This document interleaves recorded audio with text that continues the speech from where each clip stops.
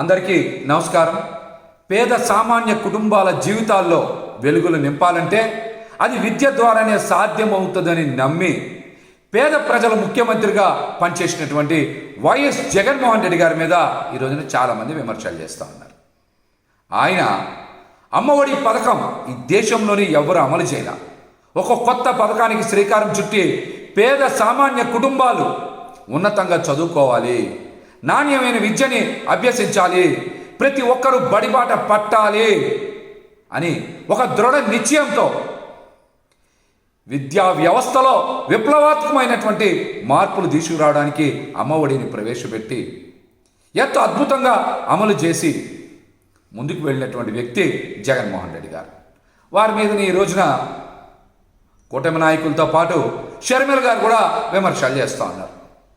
తల్లికి వందనాన్ని ఏ విధంగా అమలు చేస్తారు, అమ్మఒడి కన్నా మెరుగ్గా అమలు చేస్తారా లేదా అనే విషయాల మీద షర్మిల గారు ప్రశ్నించకుండా, షర్మిల గారు తెలుగుదేశం పార్టీ అధికార ప్రతినిధిలాగా మాట్లాడుతూ ఉన్నారు.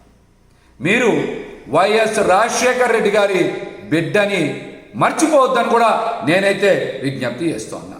మీరు కాంగ్రెస్ పార్టీ రాష్ట్ర అధ్యక్షురాలుగా ఉన్నారా లేదా అని అనుమానంతో నేనైతే అడుగుతా ఉన్నా.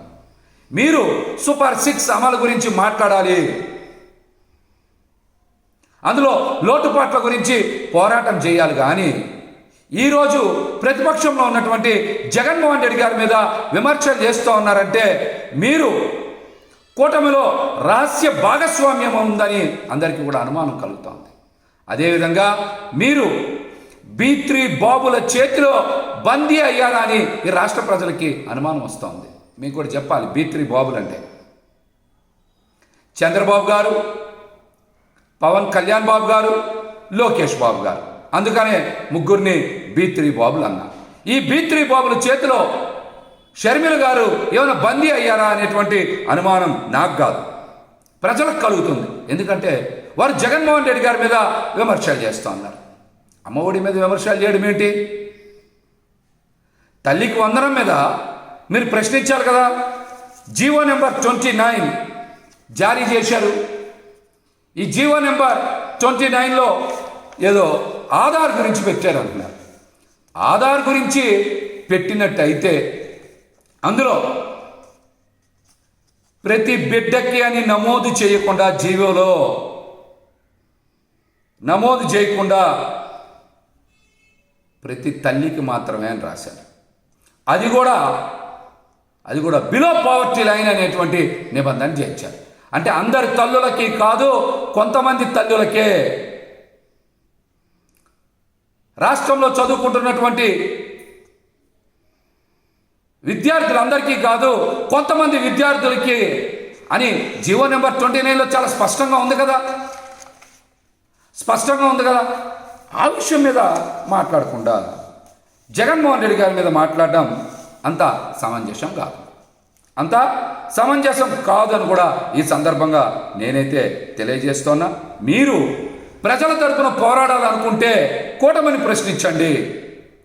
జగన్మోహన్ రెడ్డి గారిని ప్రశ్నిస్తే మీరు ఖచ్చితంగా కూటమిలో రహస్య భాగస్వామ్యం ఉన్నట్టే, B3 బాబుల చేతిలో మీరు బందీ అయినట్టే అని కూడా ఈ సందర్భంగా నేనైతే తెలియజేస్తాను.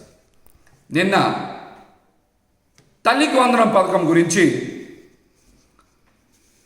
మరి వైఎస్ఆర్సీపీ పార్టీ నుంచి పెద్దలు చాలామంది ప్రశ్నించగానే, అందులో మోసపూరిత విధానాల గురించి ప్రశ్నించగానే కూటమి నాయకులు బయటకు వచ్చారు.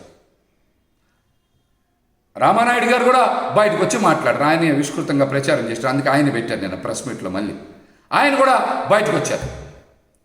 మరి రామానాయుడు గారు జగన్ గారి మీద విమర్శలు చేయడమే పనిగా పెట్టుకొని అసలు పథకం గురించి మాట్లాడడం మానేశారు. మీరు చెప్పాల్సింది, ఈ రాష్ట్రంలో 1వ తరగతి నుంచి 12వ తరగతి వరకు చదువుతున్నటువంటి విద్యార్థుల సంఖ్య 1,05,00,000, 1,06,00,000 ఉంది. మరి వారందరికీ కూడా మీరు ఇస్తామని చెప్పారు.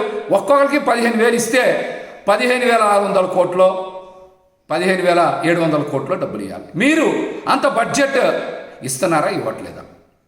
ప్రతి బిడ్డకి తల్లికి వందనం ఇస్తా అన్నారు కాబట్టి మీరు 15,600 15,700 కోట్ల బడ్జెట్ కేటాయించారు. అంత బడ్జెట్ కేటాయిస్తున్నారా లేదా? ముందు ఆ విషయం చెప్పండి.